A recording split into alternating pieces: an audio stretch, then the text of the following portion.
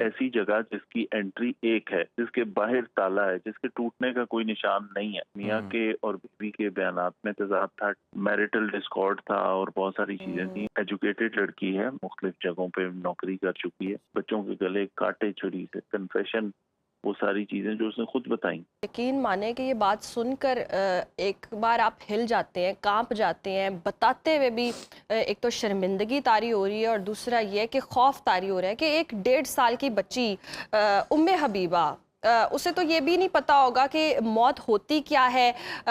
अजीब ये तो सिनेरियो बनता जा रहा है कि हम इतने बेहिस होते जा रहे हैं। पहले तो जनाब कहानी गढ़ी गई कि वालिदैन दवाई लेने गए थे, तो पीछे से कोई ना कोई ये सब कुछ मामला कर गया।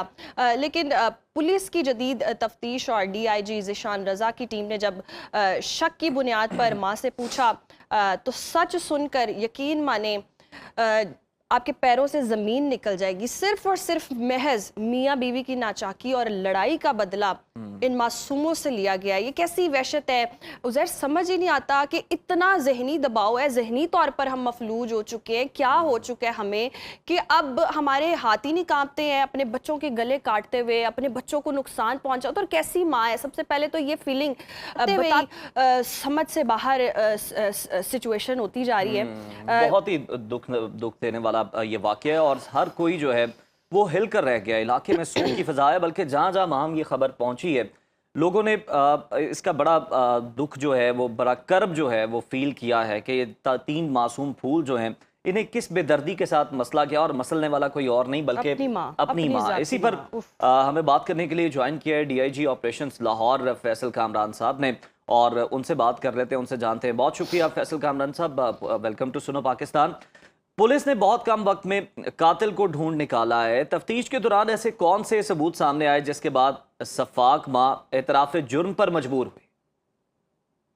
जी, सबसे पहली बात तो ये है कि क्राइम सीन जो है ना, जो मौका होता है जहाँ पे चाहे वकूआ होता है, वो खुद बोलता है। तो जिस वक्त ये रिपोर्ट हुआ, जिस वक्त 15 की कॉल एक राकीब ने की कि जी यहाँ पे ये इंसिडेंट हुआ है, क्योंकि जो बच्चे जिनका मर्डर हुआ था उनकी तरफ से ना उनके माँ बाप में से किसी ने, ना उनके घर में से किसी ने कॉल की।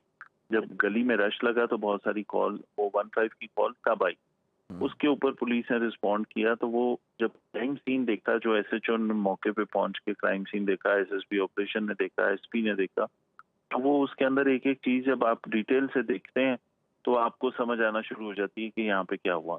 एक ऐसी जगह जिसकी एंट्री एक है, जिसके बाहर ताला है, जिसके टूटने का कोई निशान नहीं है।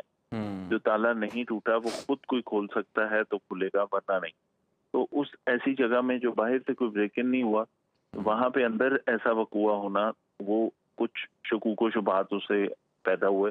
उसके बाद जो बयानात होते हैं, उन बयानात में तजाद था, मियाँ के और बीवी के बयानात में तजाद था, टाइम में तजाद था। टेक्नोलॉजी की मदद होती है, जो जो टेक्निकल एविडेंस होता है, जो सीसीटीवी कैमरे होते हैं, जो लोगों की ह्यूमन इंटेलिजेंस होती है, जो अहले मोहल्ला, अहले इलाका, उनकी तरफ से जो चीजें होती हैं, ये सारी चीजें कंट्रीब्यूट करती हैं केस को ट्रेस करने में। तो बहुत सारी ऐसी चीजें थी जो कि जब जो स्टेटमेंट थी उनमें तजाद था, जो बहुत सारी ऐसी जो कैमरों के टाइम का फर्क था कि जी हम इतने बजे गए और इतने बजे आए, और वो सारी चीजें, वो सारी चीजें जो है ना शकूक शुबहात जन्म लिए। लेकिन कोई भी चीज बगैर एविडेंस के पुलिस नहीं बता सकती। जब हमारे पास प्रॉपर एविडेंस और तमाम चीजें आई तो फिर हमने तमाम लोगों को फिर प्रेस कॉन्फ्रेंस की और उसके अंदर ये सारी चीजें बताई। तो चीजें ऐसी थी बहुत सारी जिनके अंदर ये मसाइल थे। बयानात में भी तजाद था, टाइम जो बताया गया उसमें भी तजाद था, और क्राइम सीन खुद बता रहा था कि यहाँ पे इट्स एन इनसाइडर्स जॉब। तो फैसल साहब, क्या मुलजिमा ने तफ्तीश के दौरान किसी पछतावे का इजहार किया हो, या वो अभी अपने इस फेल को घरेलू नाचाकी का रद्द-ए-अमल करार दे रही है, और इस वक्त उसके क्या जज्बात हैं? इस तरह के केसेस में ना किसी भी जजमेंटल हुए बगैर को इश्यूज को समझने की जरूरत है कि क्या ऐसे हालात आ जाते हैं किसी पेरेंट्स की तरफ से, माँ की तरफ से या बाप की तरफ से, इस किस्म के एक्सट्रीम स्टेप उठाया जाना, वो इसका मतलब है कि उसके पीछे एक बैकग्राउंड था, वो समझने की जरूरत है। तो ये जब सारी चीजें देखी, वो जो उसकी लाइफ स्टोरी जो थी, उसके अंदर बहुत सारी ऐसी चीजें थी कि वो एक मेंटल सिचुएशन ऐसी उसकी थी कि जिसमें वो उसने ये एक्सट्रीम स्टेप उठाया।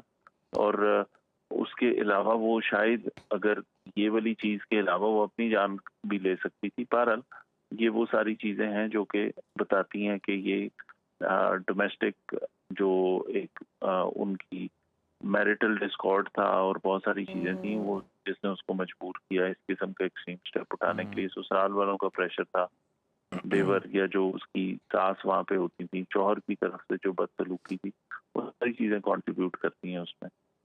बिल्कुल सही। फैसल साहब, आमतौर पर ऐसे केसेस में पागलपन का सहारा लेकर सजा से बचने की कोशिश की जाती है या इल्ज़ाम किसी और पर धर दिया जाता है।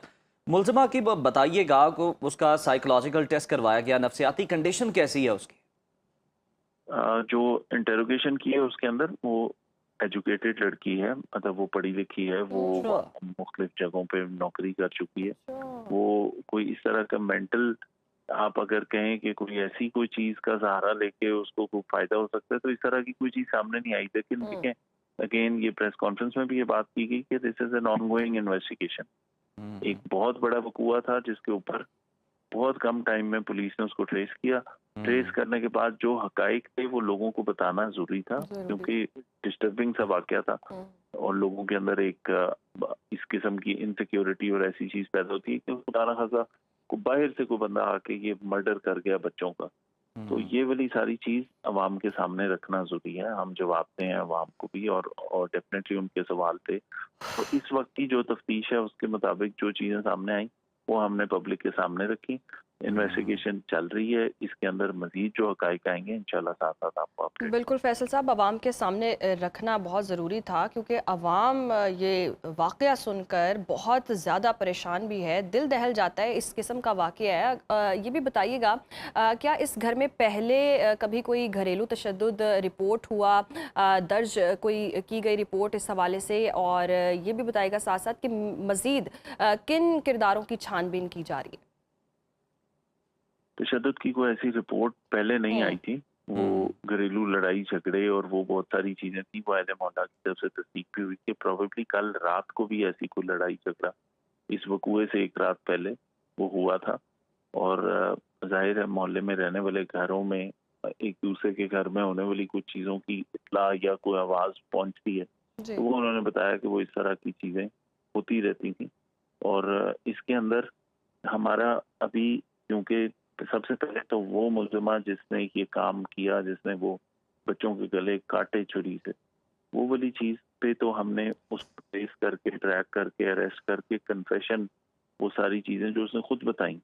और ऑब्वियसली वो एक खातून है तो उसके साथ देखें टॉर्चर और वो वाली चीजों की बजाय साइकोलॉजिकल तरीकों से एक बेहतर तरीके से बातचीत में और वो जो उनकी स्टेटमेंट का तजाद है उसके थ्रू हमने इसको इन्वेस्टिगेट किया ना। अब इसके अंदर मजीद कोई कैरेक्टर है या नहीं है, ये इंशाल्लाह इसके ऊपर काम कर रहे हैं ताकि जो पूरा केस है उसकी कंप्लीट स्टोरी आपके सामने भी आए और जो इसके कसूरवार हैं सबके सबको उसकी सजा मिले।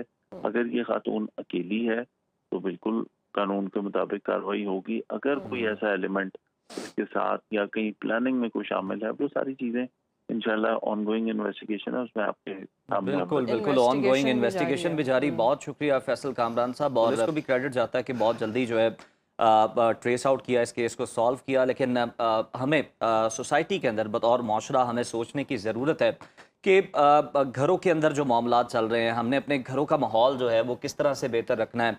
डोमेस्टिक वायलेंस होता है और बहुत सारी चीज़ें होती हैं जिसका नतीजा ये निकलता है, लेकिन ऐसा नतीजा हरगिज नहीं निकलना चाहिए। अब इस केस के अंदर जो मुलज़िम है पढ़ी लिखी है, अपने लख्ते जिगर को कैसे कोई ज़िबा कर सकता है? और उज़ैर, इतना हम लोग दिल बर्दाश्ता हो चुके हैं, मतलब अपनी घरेलू नाचाकी कोई भी मामला होता है, पढ़े लिखे होने के बावजूद, जॉब प्रोफेशनल होने के बावजूद आप ये सोचते हैं, आपका शऊर आपको ये बताता है कि ये ऑप्शन नहीं है आखिरी, और बहुत सारी आपके पास ऑप्शंस हैं, आप सेपरेशन कर सकते हैं, अलग हो सकते हैं। वो किसी डिप्रेशन में भी है, स्ट्रेस में भी है, उसका कोई और हल हो सकता है, किसी और तरीके से सॉर्ट आउट बैठकर मसलों का हल होता है, ना कि किसी की जान। और वो जाने जो मासूम बच्चे हैं जिनको आइडिया, कितनी सफाक माँ है, मतलब माँ का जो दर्जा है ना, इंसान और किस पर ट्रस्ट करे उज़ैर। मतलब आप दुनिया में आते हैं, पहली आपकी दरसगाह आपकी माँ होती है और आप सोचते हैं कि माँ कितना बड़ा, दुनिया की सारी चीज़ें, सारे रिश्ते, हर चीज़ आप को बेमायनी लगती है अपनी माँ के आगे, और आप हर तरह का ट्रस्ट सिर्फ अपनी माँ पे कर सकते हैं। अगर इस तरह के वाक़यात हुए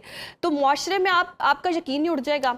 आप कैसे किसी पर यकीन कर सकते हैं जब आपकी अपनी माँ और 3 मासूम बच्चे जिनको अभी दुनिया का नहीं पता और जिनको वाकई मौत जैसी चीज़ का भी नहीं पता कि होता क्या है। तो स्ट्रगल हो, परेशानी हो, दुख हो, किसी भी चीज़ में आपकी माँ बहुत इंपॉर्टेंट होती है, और अगर माँ ऐसे करने लग जाए तो यकीन माने दिल दहल जाता है। मेरे ये सोच के रोंगटे खड़े हो रहे हैं और मेरे पे समझे कि लर्जा तारी है कि वो बच्चे जो माँ के सबसे ज्यादा ट्रस्ट माँ पे करते माँ पे करते उन्होंने हैं। पता नहीं शायद रेजिस्ट भी ना किया हो कि हमारी माँ अगर हमारे साथ कर रही तो कुछ सही कर रही होगी, लेकिन इस कदर सफाकी है कि यकीन मानिए जो भी कहा जाए, जितनी भी बात की जाए, जितनी भी मजम्मत की जाए, मजम्मत सब की जाए कम है। उज़ैर, ममता का हम देखें, हमें जानवरों से सीखना चाहिए। चिड़िया दाने लेकर आती है अपने बच्चों के लिए, किस तरह से पेट पालती है। आप कितनी इस तरह की वीडियोस देख सकते हैं सोशल मीडिया पे, लेकिन एक मतलब अल्फाज ख़त्म हो जाते हैं। यकीन माने इस वाक़े के बाद वाकई हाथ पैर कांप रहे हैं सुनने के माँ बाप बाद। का ये रूप जो है ना वो नहीं देखा जा नहीं सकता। और देखा जिस जा तरह सकता। माम आपने जानवरों की बात की, तो बिल्कुल आप किसी के जानवर के बच्चे को भी आप कुछ कहें ना तो वो चाहे कमजोर भी है आपसे, लेकिन वो आगे से रेजिस्ट करता रेजिस्ट करता है। पूरा आपको जोर लगा के भगाने की कोशिश करता है।